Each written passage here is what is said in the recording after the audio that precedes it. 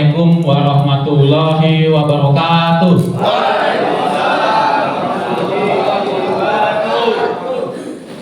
Bapak Ibu sekalian yang saya hormati dan yang saya banggakan, terima kasih atas kehadirannya Bapak Ibu semua atas undangan hal paparan yang akan saya sampaikan mengenai pembangunan berkelanjutan pengelolaan sampah organik dengan media maggot. Bapak Ibu sekalian yang saya hormati, saya menjalankan diklat kemarin pembangunan berkelanjutan selama 1 minggu, dan selebihnya itu saya ditugaskan untuk membuatkan paparan dan akan saya sampaikan ke Bapak Ibu semua apa yang sudah saya dapatkan dalam diklat tersebut. Hari ini dengan izin Allah, makanya saya mengundang Bapak Ibu semua untuk melihat atau enggak mengetahui apa saja yang sudah saya sampaikan, yang saya akan sampaikan kepada Bapak Ibu semua. Baik Bapak Ibu, saya akan turun saja biar enak ngobrolnya, biar enak komunikasinya Bapak Ibu.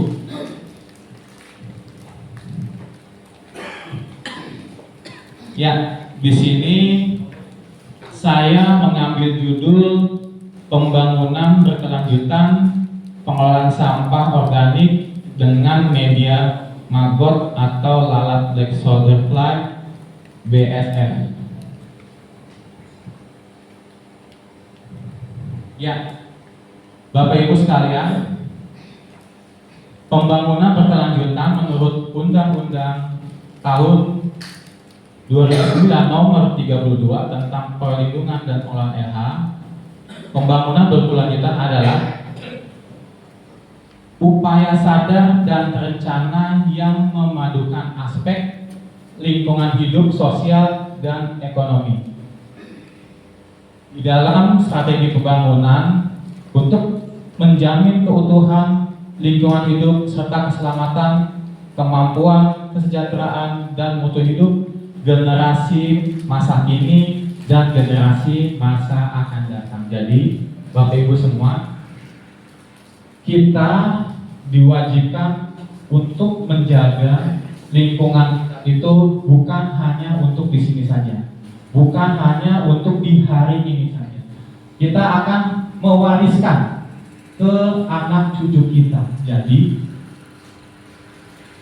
kita harus menjaga kelestarian lingkungan hidup, meningkatkan kesejahteraan masyarakat, mendorong pertumbuhan ekonomi yang adil dan berdaya saing, menjamin keselamatan dan kualitas hidup yang lebih baik, mewariskan masa depan layak bagi generasi yang akan datang. Berarti tanggung jawab kita semua untuk menjaga lingkungan di sekitar Tuban, terutama di daerah kita sendiri, Kelurahan Gedong, untuk menjaga kelestarian hidup untuk masa yang akan datang.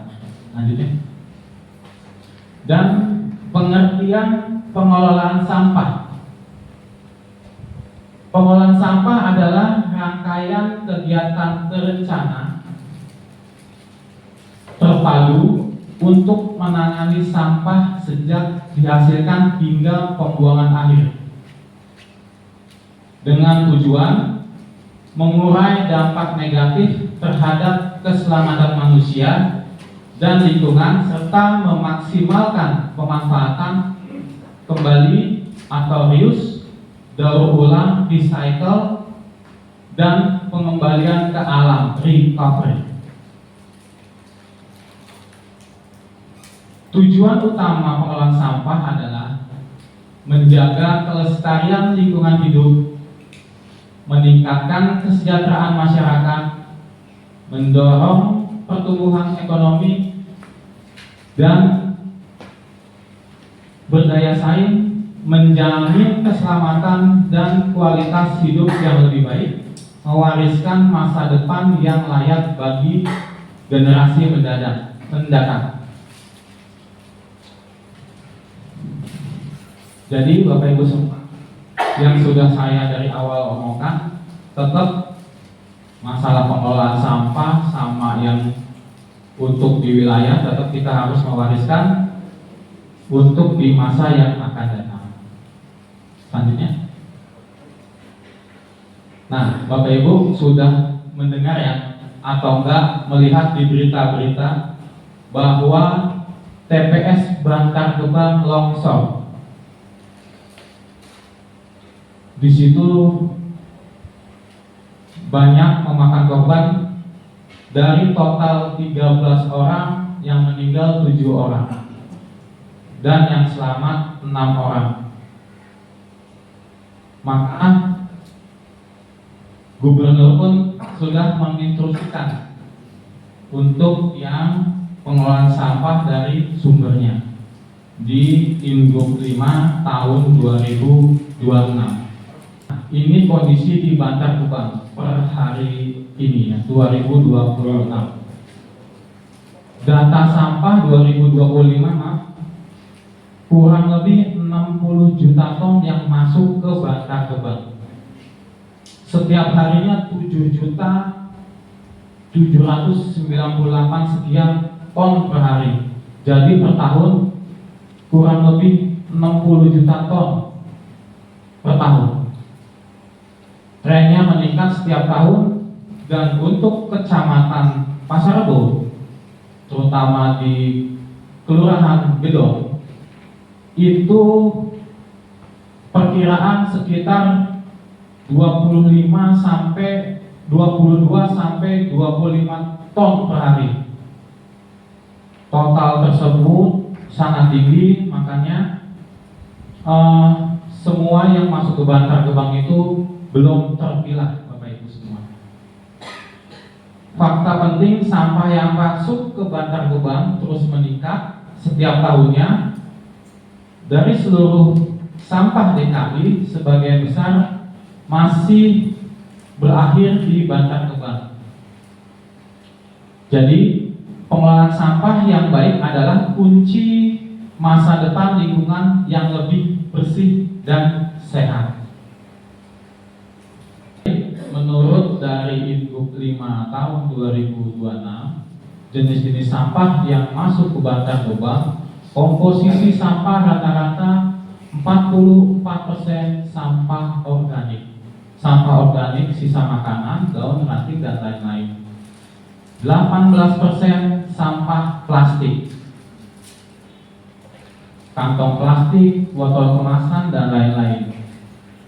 13% kertas, kardus, koran, buku. 12% sampah lain-lainnya kayak karet, kulit, popok, dan lain-lain. 7% sampah kaca, dan 6% kaleng, besi, aluminium. Jadi Bapak Ibu, untuk yang masuk ke Bantar Gebang, lebih dari 50% masuk ke Bantar Gebang sebenarnya sampah organik yang bisa diolah, Bapak Ibu semua, menjadi kompos atau biogas jika dipilah dari sumbernya. Berarti sinkron ya antara Ingup 5 dari Pak Gubernur dan yang masuk ke Bantar Gebang harusnya sudah terpilah semuanya. Bapak Ibu tahu untuk sampah-sampah organik kayak gimana aja? Tahu? Ya, jadi lanjut Bang. Jadi jenis-jenis sampah pengolahan lanjutan itu sampah organik yang terdiri dari jenis sampahnya, keterangannya bisa memasak, aktivitas memasak, sisa makanan, buah, daun, sampah daun terurai, mudah terurai, dan sampah anorganik, sampah kardus, sampah botol, kaca, kantong plastik, kemasan, dan lain-lain. Dan sampah B3. B3 ini kemasan pengharum, kayak di tempat Bapak Ibu semua ada bekas-bekas apa namanya kayak baygon, kayak gitu-gitu, bola kaleng-kaleng. Nah, itu termasuk dalam sampah B3. Dan sampah terakhir, sampah residu, semua yang berbau, yang seperti kayak kita tempat kayak buat nasi uduk biasanya tuh styrofoam, sampah-sampah kayak habis kita ngopi itu sasetan. Nah, itu masuk sampah-sampah residu. Kalau sampah organik, pengelolaan lanjutannya bisa menjadi kompos, maggot, biodigester, dan sampah anorganik masuk ke bank sampah bisa didaur ulang, dan itu bisa ada nilai ekonomisnya. Dan untuk sampah B3 dibawa ke TPS B3, dan untuk residu bisa nanti ke RDF plant yang ada di Rorotan. Next. Saya mengambil contoh untuk sampah pengelolaan organik. Kenapa? Mungkin dari sampah organik sudah paham, ngerti apa aja yang bisa diolah. Terutama kalau organik itu biasanya dibuat kompos, bisa diolah lagi untuk pupuk, dan kalau menurut keyakinan saya lebih efektif dia memakai maggot, karena solusi untuk lingkungan bersih dan kelanjutan menurut saya. Karena maggot itu bisa mengurai sampah organik, terutama sampah-sampah tadi yang lebih banyak sampah sisa olahan dapur, sisa-sisa makanan. Karena kalau maggot itu bisa mengurai 1 kilo maggot itu bisa mengurai bisa sampai 5 kilo sampah dari 1 kilo maggot, mengurai untuk 5 kilo sampah. Keuntungan pengelolaan sampah dengan BASF: ramah lingkungan, mengurangi sampah organik ke TPA. Organik yaitu organik yang sampah-sampah sisa makanan. Nilai ekonomis, menghasilkan maggot bernilai tinggi, aman, berkelanjutan, proses alami, mendukung ekonomi sirkular. Contoh pemanfaatannya bisa pakan ternak, pakan ikan, pakan burung, pupuk organik. Baik. Sampah di Kecamatan Pasar Rebo kurang lebih 120 ton per hari. Perhitungan sampah, kalau untuk setiap hari dihasilkan 120 ton sampah di Kecamatan Pasar Rebo, dan estimasi kalau di Kelurahan Gedong. Kelurahan Gedong tadi perkiraan 25 ton per hari. Kalau kita memakai maggot, asumsinya adalah 25 ton sama dengan 25.000 kilo. Jadi perhitungan sampah per RW di Kelurahan Gedong, anggaplah 25 ton per hari dibagi jumlah RW kita, ada RW 12, ada 12 RW. Sampah per RW kurang lebih 2.090 kg atau enggak 2,9 ton. Maka kalau kebutuhan maggot dianggaplah 30 kilo per hari, maka per RW 2009 kilogram maggot, sampah kegiatan. Maka kita membutuhkan rak untuk maggot itu 6 rak kurang lebih, dengan asumsinya kebutuhan maggot itu kurang lebih ada 30 kilo maggot satu rak. Makanya kebutuhan jumlah rak itu ada 6 rak per RW. Kapasitas peraknya kurang lebih 30 kilo maggot. Total kapasitas RW ada 180 kilo. makanya akan bisa dihabiskan kalau untuk masalah sampah organik, dan bisa bebas sampah organik dengan pengelolaan memakai maggot. Tadi sudah kita sampaikan manfaat mengurai volume sampai hingga sampah hingga 7 sampai 80%, menghasilkan pupuk organik yang berkualitas, ramah lingkungan dan berkelanjutan, serta mengurangi beban ke TPA Bantar Gebang. Ini kita akan melihat siklus maggot ya. Siklus maggot. Maggot itu berasal, sebenarnya ada singkatan sendiri yaitu BSF, Black Soldier Fly. Adalah serangga yang tidak menjadi hama, tidak membawa penyakit, dan memiliki banyak manfaat bagi lingkungan. Sirkulasinya satu, telur. Betina meletakkan telur pada media kering di dekat sumber bahan organik. Biasanya kalau si lalat ini dia akan menempel ke daun atau enggak ke kayu-kayu tuh, kayu-kayu. Dia akan menghasilkan bertelur nanti di situ. Terus setelah itu dia menjadi larva maggot. Telur menetas menjadi kayak larva. Larva aktif makan dan mengurai bahan organik sekitar 12 sampai 18 hari. Lanjut ke siklus 3, prepupa. Larva berhenti makan, keluar dari media. Biasanya makanya kalau di peternakan maggot itu dia ada tempatnya yang agak menjorong ke atas. Dia situ akan mengumpul sendiri, dia di situ akan menyendiri, bukan menyendiri sih.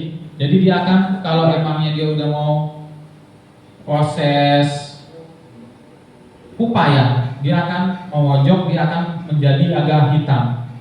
Dan lanjutnya ke pupa.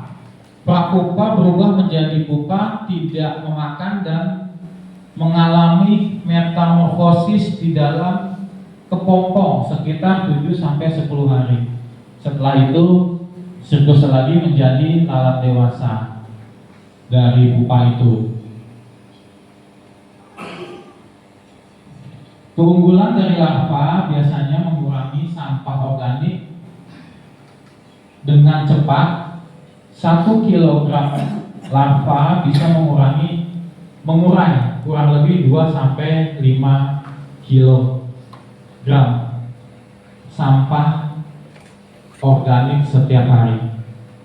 Ya kan, jadi menurut saya itu makanya efektifnya saya menganggapnya itu menggunakan maggot lebih efektif, karena dia itu ada penguraian dari sampah-sampah organik. Kalau misalkan pakai sampah kita buat kompos, biasanya kan kurang lebih seminggu akan menjadi kompos kering. Kalau ini kan bisa berkontinu ya, apalagi kita mempunyai maggot yang cukup banyak dan bisa menampung sampah organik yang lebih banyak juga untuk mengurainya.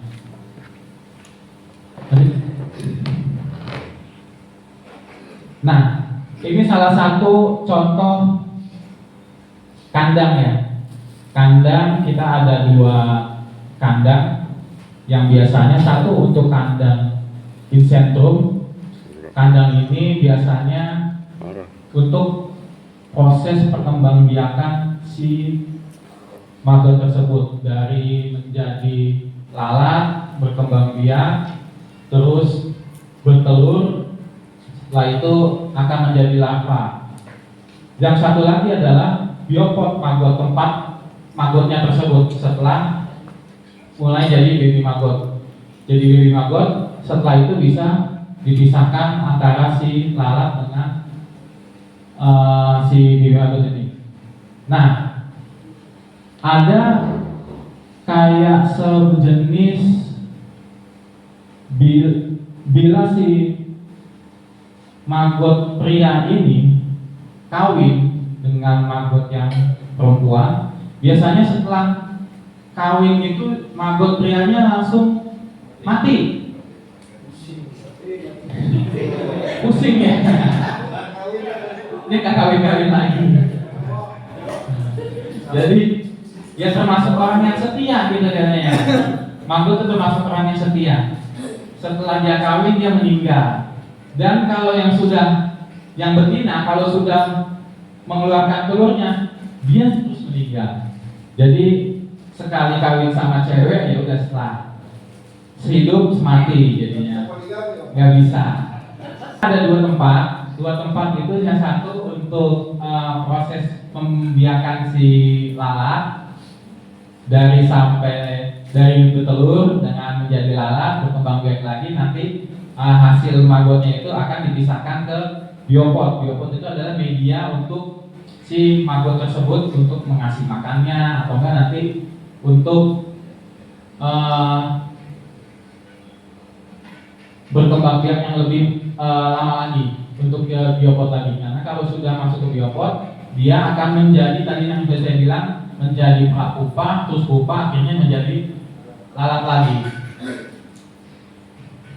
Sudah pernah lihat maggot belum? Udah. Bapak siapa? Bapak maggot. Biasanya ibu-ibu geli kan lihatnya juga ibu-ibu. Hah? Geli. Padahal itu enggak ini loh, enggak apa sih namanya, enggak bau katanya. Enggak bau. Cuman dia memang uget-uget gitu ya, jadi geli ya di tangannya.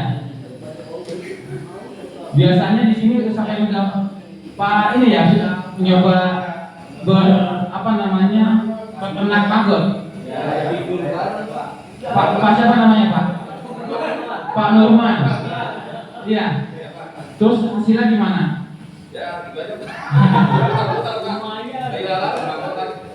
Tapi kalau dari berjalannya waktu Pak Nurman mengelola maggot, memang sampahnya gimana? Kalau sampah itu kan langsung dikasih gitu Pak. Ya. Di blender dulu dihalusin. Oh gitu. Dihalusin baru jadi maggot.